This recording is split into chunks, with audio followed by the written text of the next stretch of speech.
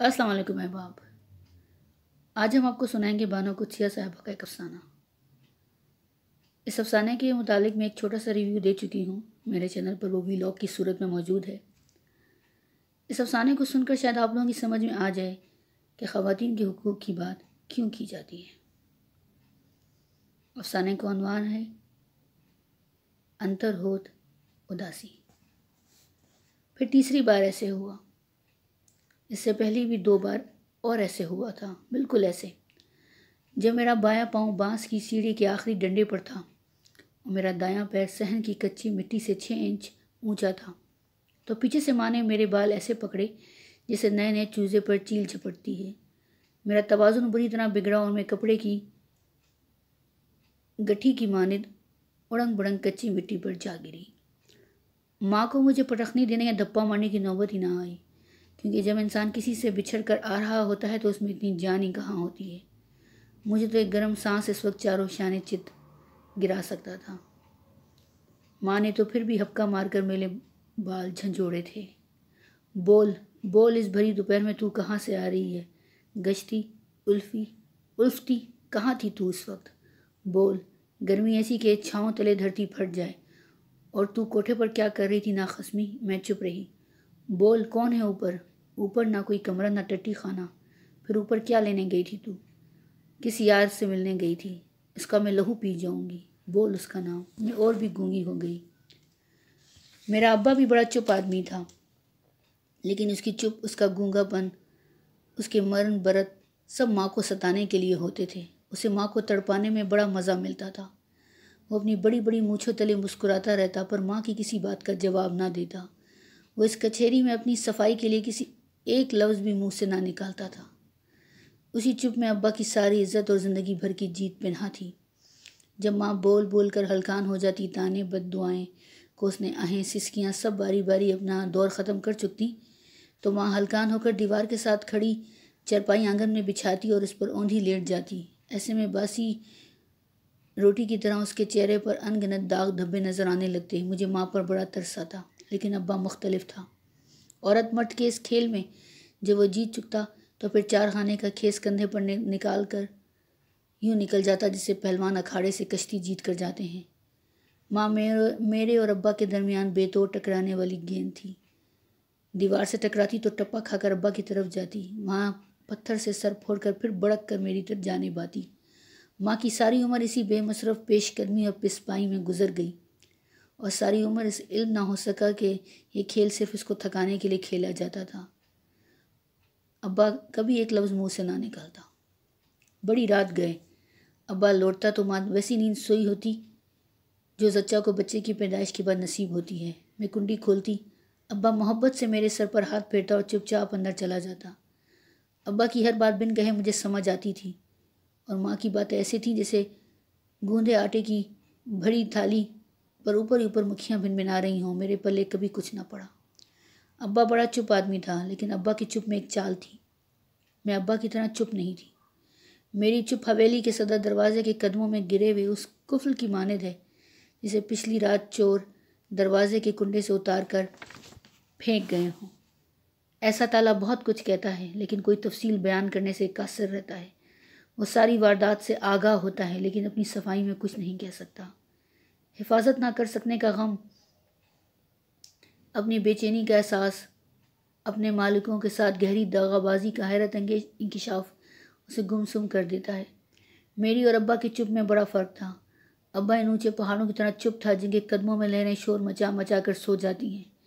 میری چپ اس لاوے کی مانند تھی جو زمین کے اندر ابلتا رہتا، سڑتا، بہتا، کہیں کا کہیں اتر جاتا ہے۔ یوں چپ کیوں کھڑی ہے اپنے کتے باپ کی طرح؟ بول، کس یار کی بغل گرم کر کے آئی نامراد؟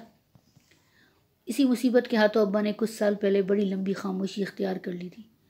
وہ صفائیاں پیش کرنے کے جھنجھٹ سے فارغ ہو کر لمبی تان کر سو گیا تھا۔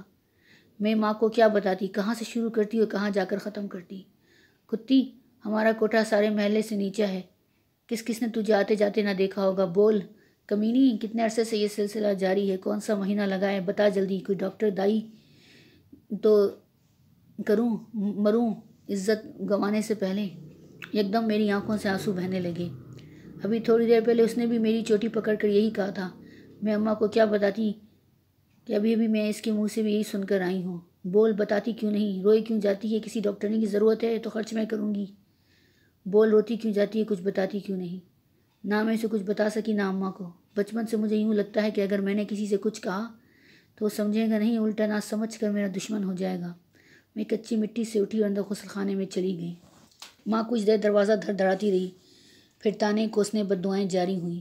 ان کا اسٹاک ختم ہو گیا تو وہ دیر تک دروازے سے لگ کر روتی رہی. پھر اس نے اپنی پرانی تکنیک استعمال کی. آنگن میں چرپائی پر لیٹ گئی اور میرے پیدا ہونے سے لے کر آج تک کے تمام واقعات اونچے اونچے دہرانے لگی. میرا حمل اس پر کیسا بھاری تھا، مجھے جننے میں اس نے کیسی درد ذا برداشت کی تھی، پھر کیسے کیسے چھلے میں مجھے خسرہ نکل آیا تھا اور وہ پورے 19 دن پلنگ پر بیٹھی رہی مجھے گود میں لے کر. مجھے پالنے پوسنے میں سے جو مصیبتوں مرحلے اور قربانیاں درپیش رہیں ان کا آنکھوں دیکھا حال بیان کرتے کرتے شام ڈھل گئی. جب میں باہر نکلی تو ماں کی ساری گیس نکل چکی تھی. وہ ایک چھوٹے معصوم بچے کی طرح علانی چرپائی پر گھوک سو رہی تھی اور اس کے بائیں گال پر باندھ کے رسیوں کا جال بنا ہوا تھا. شام کو نیم کے درخت پر انگنت چڑیاں چہچہا رہی تھیں لیکن ماں کو ان کے شور کا علم نہ تھا. ایسے میں اگر میں کسی کے ساتھ بھاگ جاتی تو بھی ماں کو علم نہ ہوتا. لیکن میں بھاگتی کس کے ساتھ؟ جن عورتوں کو مرد بھگا لے جاتے ہیں خدا جانے وہ کیسی ہوتی ہیں. ہم جیسی لڑکیوں کو تو کوئی بھگا لے جانے کا وعدہ بھی نہیں کرتا. میں چپ چاپ چپائی کے پائے سے سر جوڑ کر بیٹھ گئی. ماں کے سوائے اس دنیا میں میرا تھا بھی کون؟ ابا کا بھی سوائے ماں کے دنیا میں اور کوئی نہیں تھا. وہ لاکھ گھر سے گیا اور پھر اس لیے لوٹ آیا کہ اس کھوٹے سکے کو سنبھال کر رکھنے والی ایک ہی تجوری تھی. میرا ابا اتنا نکھٹو تھا کہ منہ پر جھولنے والی مکھیاں بھی بالآخر اسے چھوڑ جاتی. وہ کھاتا بہت کم تھا کیونکہ اسے نوالے توڑنے سے وحشت ہوتی تھی. آدھے پنڈے سے زیادہ کبھی وہ ایک وقت میں صابن نہیں لگا سکا، اسی لیے وہ نہانے سے بھی کتراتا تھا. سردیوں میں بغیر لحاف کے پڑا رہتا، گرمیوں میں پسینے میں نہایا نظر آتا لیکن پنکھا کبھی نہ جلتا. ابا اس کتی سے مشابہ تھا جو بچے گلی ڈنڈا کھیلتے وقت کھود لیتے ہیں. کبھی کبھی برساتی پانی اس میں آپ ہی آپ بھر جاتا ہے. ماں نے ساری عمر ابا کا ساتھ دیا، بول کر، تانے دے کر، ہلکان ہو کر، سسکیاں بھر کر. پر دیا ہم دونوں پکی دیواروں سے سر پھوڑ پھوڑ کر ماں بوڑھی ہو گئی. اس بوڑھی نیم جان گھائل کو میں کیا بتاتی، کہاں سے بات شروع کرتی اور کہاں جا کر ختم کرتی. ہمارے گھر میں ہر اس چیز کا فقدان تھا جسے زندگی پروان چڑھتی ہے، سرشار ہوتی ہے. دولت، شرافت، محبت، ان چیزوں کا ہمیشہ گھاٹا ٹوٹا رہا. ہمیں تو ہر چیز ایسے ملی جیسے سانسیں قائم رہیں لیکن زندگی کے آثار کھل کر پیدا نہ ہو سکے. جب میں 3 سال کی ہوئی تب سے ماں ایک قریبی فیکٹری میں کام کرنے جانے لگی. ابا اور میں گھر پر رہتے تھے. ہم دونوں اپنی چپ کے قلعے میں بند سارا دن پاس رہتے ہوئے بھی بہت دور دور رہتے. جب ابا گھر پر ہوتا تو یوں لگتا تھا جیسے کہیں باہر گیا ہوا ہے اور جب وہ باہر ہوتا تو یوں لگتا کہ ادھر ادھر ہی کہیں ہوگا. کچھ عرصہ میں اسکول جاتی رہی، پھر یہ سلسلہ خرچ کی ذاتی کے باعث بند ہو گیا. یہ بھی اچھا ہوا کیونکہ اسکول مجھے دل سے برا لگتا تھا. وہاں سب لڑکیاں بڑی خوش خوش نظر آتی تھیں. ان کے پاس بتانے کے لیے اتنی ساری باتیں ہوتی تھیں کہ استانی کے پڑھاتے وقت بھی رکوں پر پیغامات لکھ لکھ کر ایک دوسرے کو پہنچاتی رہتی تھیں. مجھے میری کلاس کی لڑکیاں بل بتوڑی ناسا چوڑی چھیڑتی تھیں لیکن میں ان کو کبھی پلٹ کر کچھ نہ کہتی. ان کی چھیڑ چھاڑ اس تان و تشی کے مقابلے میں پھول کی چھڑی تھی جس سے میرا دل میری تواضع کیا کرتا. اسکول سے ہٹ کر میری زندگی پھر کنویں کا مال بن گئی. ہر وقت وہی صبح شام، وہی چلو بھر پانی، وہی زچہ بچہ بھر زندگی. کبھی طغیانی نہیں، کبھی سیری نہیں. پھر ابا مر گیا. اس رات اس نے 4 خانے والا کمبل اوڑھا، اپنی خاموشی کی مسیری تانی، پھر ہمیشہ کے لیے چپ ہو گیا. ماں دنگ سی رہ گئی. نہ اس نے اونچے اونچے بینڈ ڈالے نہ دیواروں سے ٹکرائی. بس دیکھتے ہی دیکھتے وہ بنجر زمین کی طرح چٹک گئی. ہمارے نہ کوئی رشتہ دار آئے، نہ قرآن ختم ہوئے، نہ گٹھلیاں پڑی گئیں. بس محلے والوں نے چندہ کر کے ماں کے سر سے بوجھ اٹھا دیا اور سویوں کے بعد ماں پھر فیکٹری جانے لگی. اب ابا ہر وقت گھر میں رہنے لگا. اسی ابا سے خوفزدہ ہو کر میں کوٹھے پر چڑھ جاتی. ہمارے گھر کی چھت پر اونچی اونچی منڈیریں نہیں تھیں، بس ابھرواں کنارے تھے جن کی سوکھی مٹی میں تلکے چمکتے رہتے تھے. اسی کنارے پر بیٹھے بیٹھے مجھے نکڑ سے ماں آتی دکھائی دیتی تو میں نیچے چلی آتی. محلے میں بہت لڑکیاں تھیں لیکن میری چپ کا تالا کھول کھول کر وہ سب بیزار ہو چکی تھیں. اب میں تھی اور کوٹھے کی منڈیر، آسمان پر اڑنے والی چیلیں، محلے کے کبوتر اور شام کو لوٹنے والی کووں کی قطاریں. ایک روز چوتھے کوٹھے سے مجھے سیٹی کی آواز سنائی دی. تب مجھے معلوم نہیں تھا کہ سیٹی بجانے والا قدیر کھوکے والا ہے۔ تب مجھے یہ بھی معلوم نہیں تھا کہ قدیر کے 5 بچے ہیں اور اس کی بیوی محلے کی سب سے خوبصورت عورت ہے۔ مجھے تو صرف یہ دکھائی دے رہا تھا کہ قدیر کا پکا گھر سارے محلے میں خوبصورت اور اونچا ہے، اس کی کھڑکیوں میں پردے تھے اور اس کی دیواروں پر جالیاں بنی ہوئی تھیں۔ سب سے اوپر ایک ہوادار کمرہ تھا جس کی کھڑکیوں پر نیم فیروزی اور نیم ہرا تازہ تازہ رنگ کیا ہوا تھا۔ یہی کمرہ میرا پہلا گھر بنا۔ اسی کمرے میں پہلی بار قدیر نے مجھے اپنے کھوکے سے لا کر ٹھنڈا کوکا کولا پلایا۔ پلاسٹک کے کلپ، نکلی ہار، کانچ کی چوڑیاں اور ناک میں ڈالنے والا بڑا چمکدار لیکن جھوٹا کوکا دیا۔ قدیر کی ہر بات اپنے کھوکے کی طرح تھی۔ وہ تھوڑی قیمت پر زیادہ مال خریدنے کا عادی تھا۔ اس کے یہاں ادھار قطعی بند تھا اور وہ کسی گاہک کو ناراضگی کا موقع بھی نہیں دیتا تھا۔ پتہ نہیں میں ابا کے ڈر سے وہاں جاتی تھی، پتہ نہیں جوانی میں تنہائی کا سانپ کیوں ایسے بلوں میں لے گھستا ہے۔ خدا جانے میری طغیانی جی بھر کر کچھ کھانے، کچھ ہنس لینے، کچھ وقت جھولی بھر کر گزارنے کی خواہش مجھے وہاں کھینچ لے کر لے جاتی تھی۔ غالباً کبھی کبھی کوئی وجہ بھی نہیں ہوتی، بس یوں ہی انسان زندگی کے پہیے میں ریشم کے تھان کی طرح الجھتا چلا جاتا ہے۔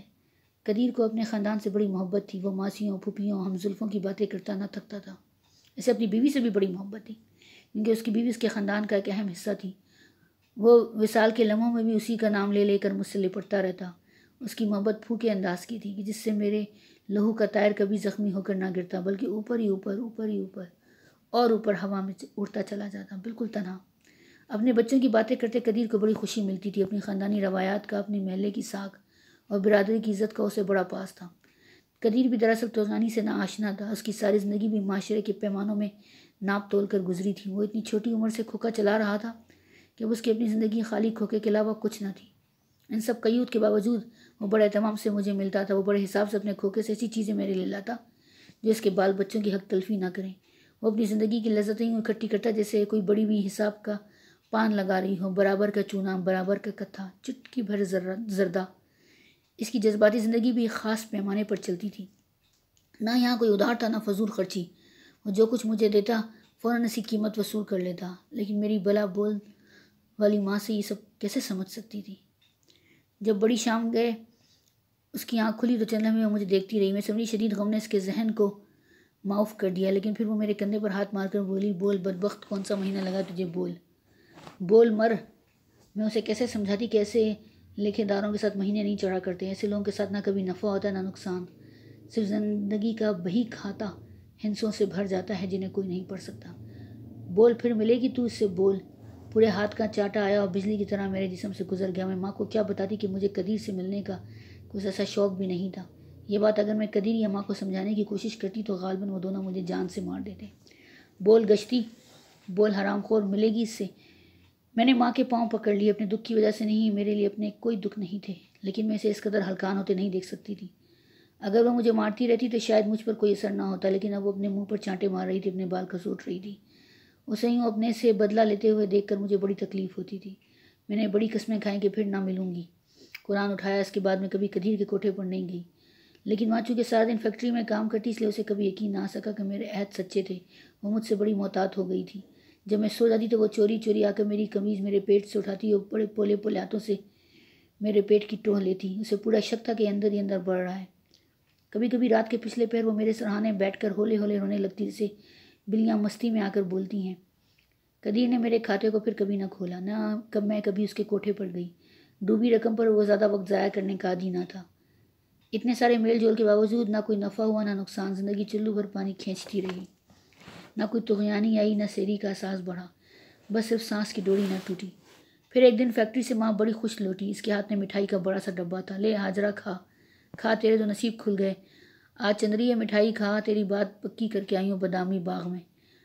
بات پکی کرانے کا شوق میرے دل میں قدیر نے ڈالا۔ وہ اتنی پریت سے اپنی بیوی کی باتیں کیا کرتا کہ میرا دل کرتا کوئی میرے متعلق ایسی ہی باتیں کیا کرے۔ میرا خیال تھا ایک روز مجھے دیکھنے والی آئیں گی، پھر ایک چوڑے چہرے والا چہرے پر رومال رکھے آئے گا۔ میں اس کے چمکدار بوٹوں کو دیکھتی گھر سے رخصت ہو جاؤں گی۔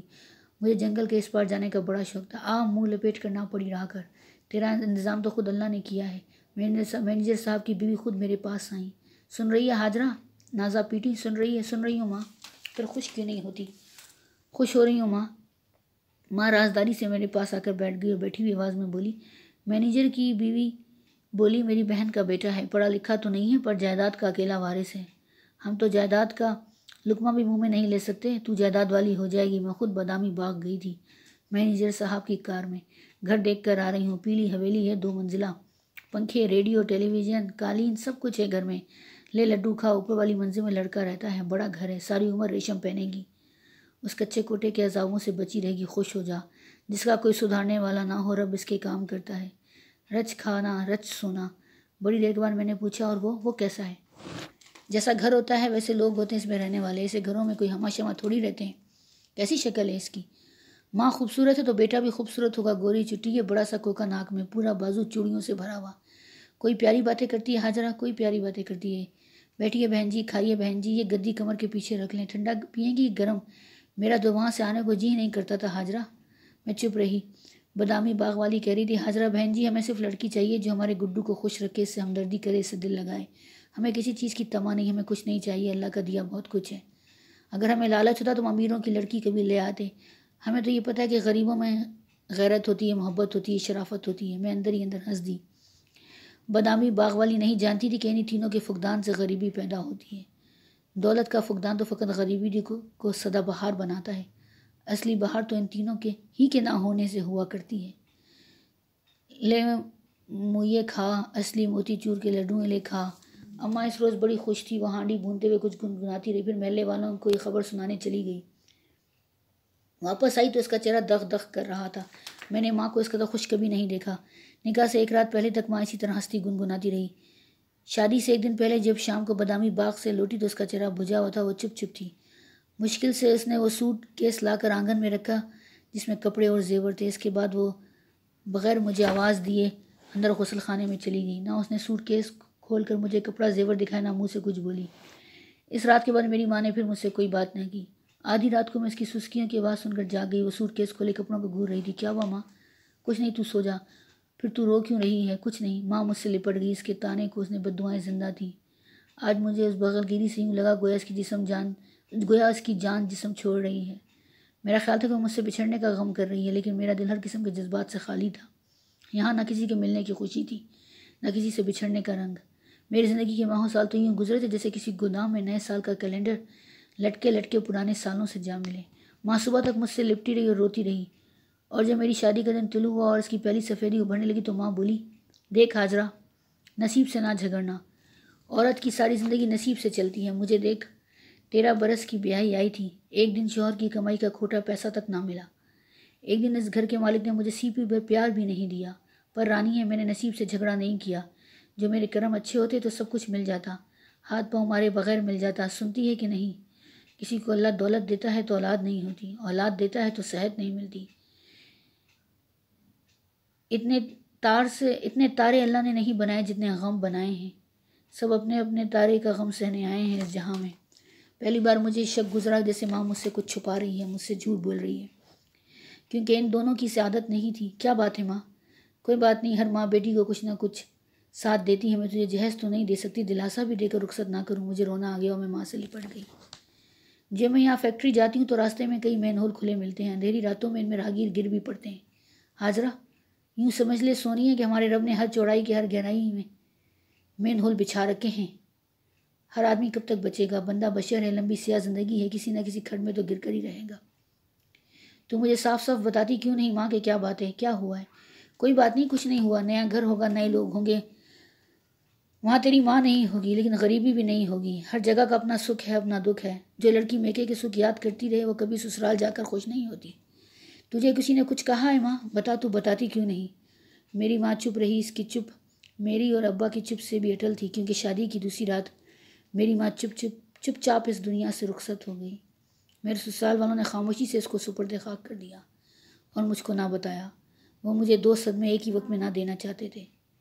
جس طرح 7 ماہی بچے کو مصنوعی حرارت میں رکھ کر اس دنیا میں رہنے کے قابل بناتے ہیں، اسی طرح میرے سسرال والوں نے مجھے آسائش، آرام اور بڑی چاپلوسی کی روئی میں بچا بچا کر کئی دن رکھا، تاکہ گڈو سے بہت پہلے میں اس گھر کی دولت بھری زندگی کی عادی ہو جاؤں۔ جتنے دن گھر میں مہمان رہے یہی سننے میں آیا کہ گڈو بیمار ہے اور نچلی منزل اپنی ماں کے کمرے میں ہے۔ کئی بار جی میں کہ ایک نظر گڈو کو دیکھا اس کی بیمار پرسی کروں، پر دوسری منزل سے نیچے جانے کی ہمت پیدا نہ ہوئی۔ میری ساس میری ماں کا الٹ تھی، گوری گوری، گول گول، چپ چپ سی، بڑی صابر، بڑی برداشت والی۔ کبھی کبھی مجھے لگتا وہ اس دنیا کی مخلوق نہیں ہے، اس کی آنکھوں میں اتنا غم ہوتا کہ مجھے اس سے ڈر آنے لگتا۔ اماں کی موت کے بعد سب سے پہلے میری ساس نے میرا دل جیت لیا۔ وہ چپ چاپ بیٹھی ہوتی تو مجھے بڑا دکھ ہوتا، ایسے ماں کو دیکھ کر ہوتا تھا۔ جس رات پہلی بار میں گڈو سے ملی وہ دیر تک میری ساس میرے پاس بیٹھی رہی، اس کا ہاتھ میرے گھٹنے پر تھا اور بار بار اسے تھپک رہی تھی۔ وہ جس بات کا سرا پکڑتی بیچ میں ادھورا چھوڑ کر چپ چاپ میرا منہ تکنے لگتی۔ گڈو صاحب کا اب کیا حال ہے جی؟ ٹھیک ہے، اب آج تو آ جائے گا تیرے پاس۔ اندیکھے دلہے کی آرزو روشن سورج کی طرح میرے دل میں طلوع ہو گئی۔ کبھی کبھی جو تصور عورت دلہے کا بناتی ہے حاضرہ دلہا سے مختلف ہوتا ہے، پر ساری چیز عورت کا جذبہ ہے۔ گھر عورت بناتی ہے، بچے عورت جنتی ہے، مرد تو ایسے ہی گھر کے باہر نام کی تختی ہے۔ میرا دل پہلی بار ڈرا، لیکن پھر سوچا شاید گڈو بدصورت ہے اسی لیے تہمید باندھ رہی ہے۔ اتنے دن اسی لیے اسے میرے پاس آنے بھی نہیں دیا، لیکن میری ساس کو شاید علم نہ تھا کہ اتنے دن سسرال میں رہ کر میں پریشان ہو گئی تھی۔ اب مجھے اچھے برے کی آدمی کی پہچان نہ رہی تھی، مجھے اپنا شوہر درکار تھا۔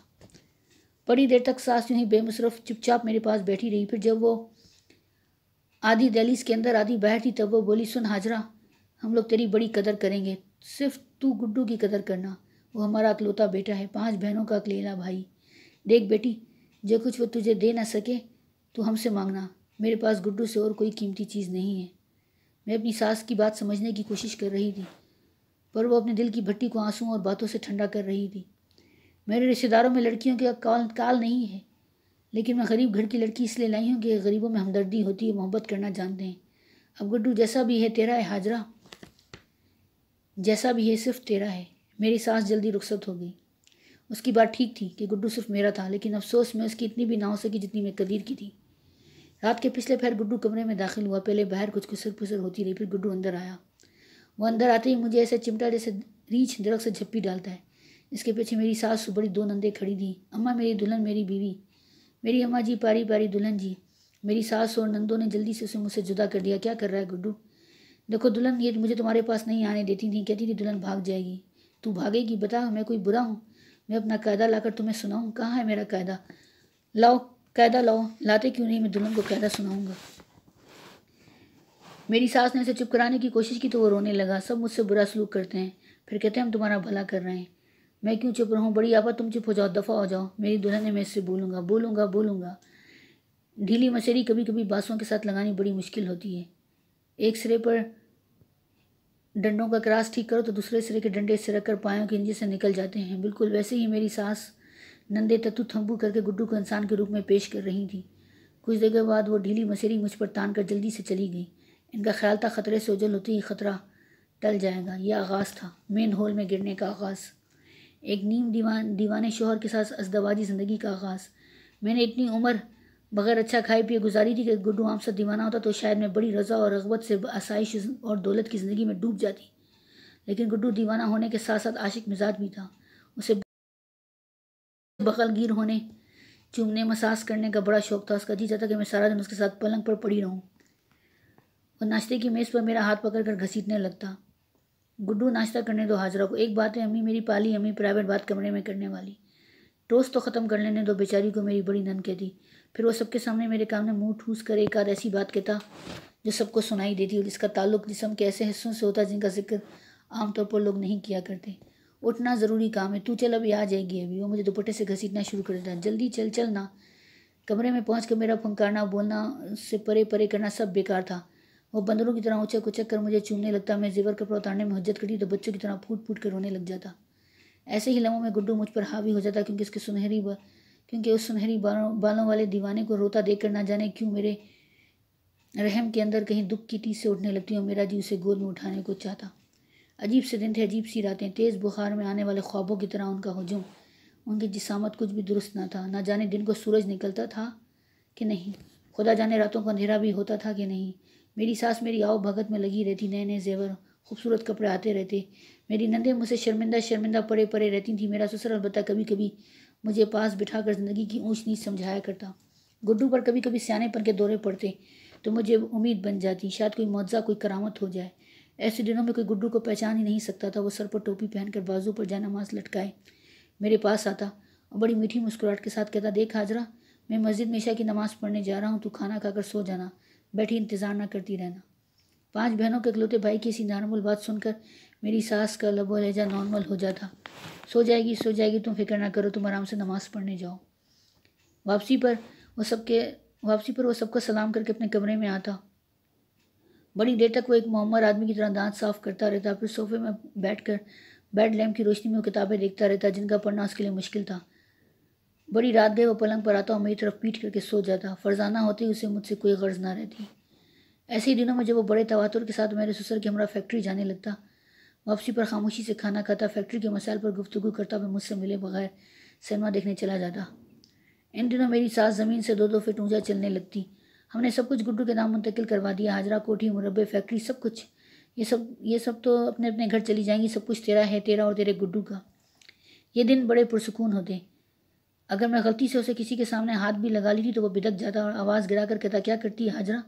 کسی کا لحاظ بھی نہیں، تمہیں میری جوان بہنیں دیکھتی ہیں۔ لیکن یہ دن زیادہ نہیں ہوتے تھے۔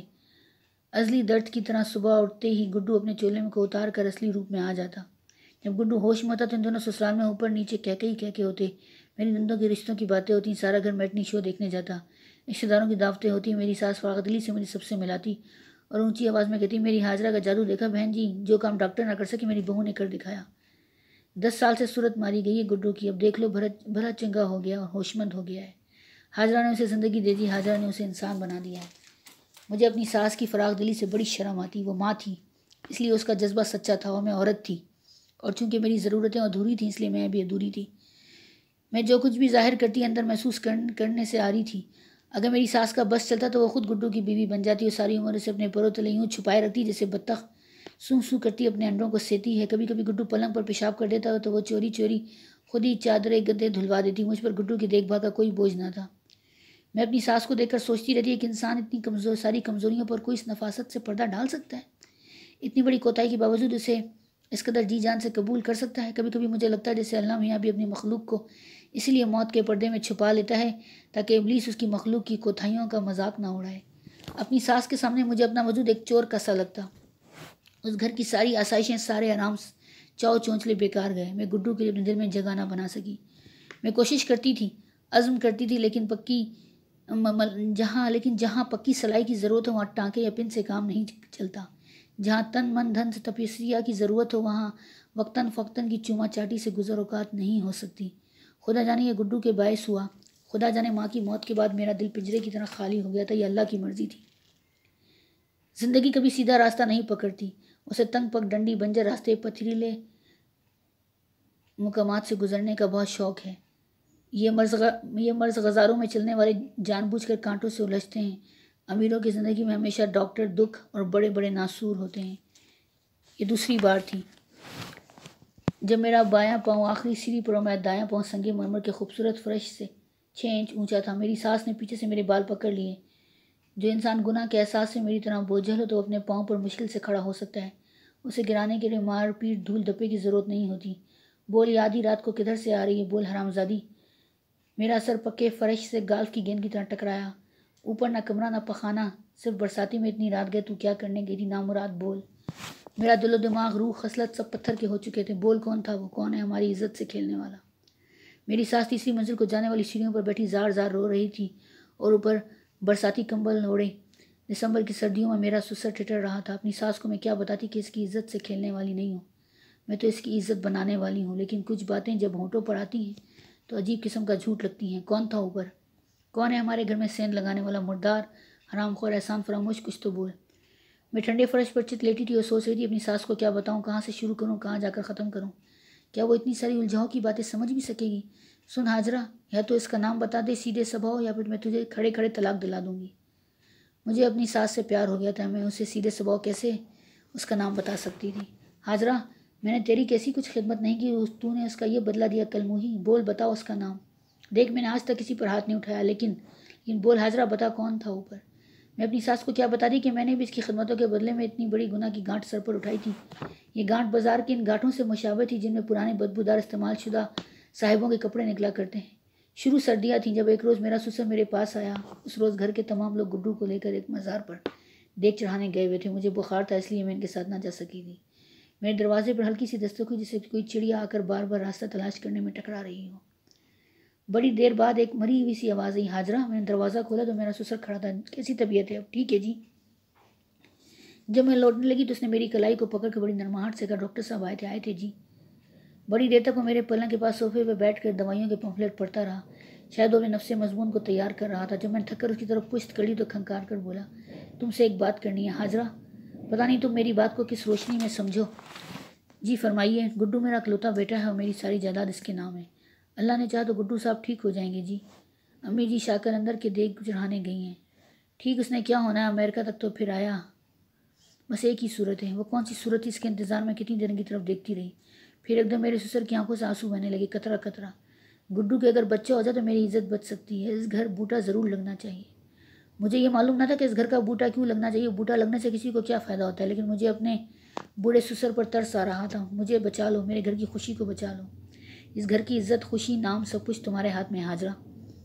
میری ساس تیسری منزل کو جانے والی سیڑھیوں پر بیٹھی احسانات کی وہ فہرست گنوا رہی تھی جو اس تھوڑے عرصے میں اس نے مجھ پر کیے تھے۔ باڑے کی شاپنگ، ہوٹلوں کے ڈنر، فلموں کے نام بار بار اس کے ہونٹوں پر آ رہے تھے۔ دور کہیں ایک مرغ صبح خیز باریک سی آواز نے بانگ دے رہا تھا۔ مجھے اپنی ساس کا وجود ٹپا کھائی ہوئی گیند کی طرح نظر آ رہا تھا۔ وہ بھی اپنے دیوانے بیٹے کے عشق میں ٹکرا ٹکرا کر زخمی ہو چکی تھی۔ اس وقت پتہ نہیں کیوں مجھے اپنی ماں بہت یاد آ رہی تھی۔ بول حاجرہ، بتا دے خدا کے لیے کون تھا وہ؟ ایک بار اس کا نام بتا دے، میں اس کا لہو چوس لوں گی۔ میرے گڈو کی خوشیوں پر ڈاکہ ڈالنے والا مجھ سے بچ کر نہیں جا سکتا۔ میں اپنی ساس کو کیا بتاتی کہ مجھ پر ڈاکہ ڈالنے والے نے ابر ریشمی کمند کو استعمال کیا تھا۔ میں اپنی ساس کو سمجھا نہیں سکتی تھی کہ جو رشتہ عزت بچانے سے شروع ہوا تھا وہ حمل ٹھہر جانے کے بہت بعد تک کیوں جاری رہا۔ کئی باتیں تاریخ کے واقعات کی طرح ہوتی ہیں، ان کی کئی تعویلیں، کئی تھیوریاں تو ہو سکتی ہیں، لیکن سچائی اور اصلیت تک پہنچنا قریب قریب ناممکن ہوتا ہے۔ بتا حاجرہ، میں آخری بار پوچھ رہی ہوں، آخری بار بتا، ہماری خوشیوں سے کھیلنے والا کون ہے؟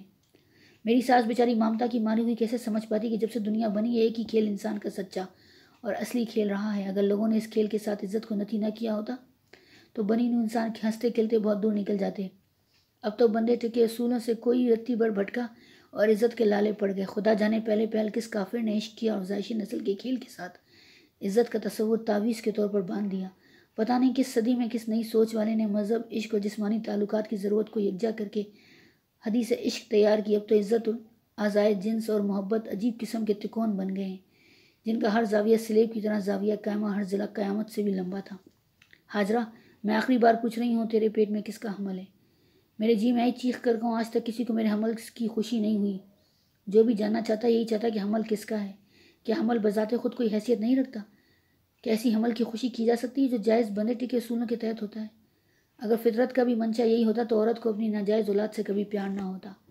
بول حاجرہ، کون ہے وہ؟ اگر تو بتا دے تو قسم خدا کی میں حرام کی اولاد کو بھی اپنی کہوں گی، پر اگر تو نے نہ بتایا تو تجھے طلاق دلوا دوں گی۔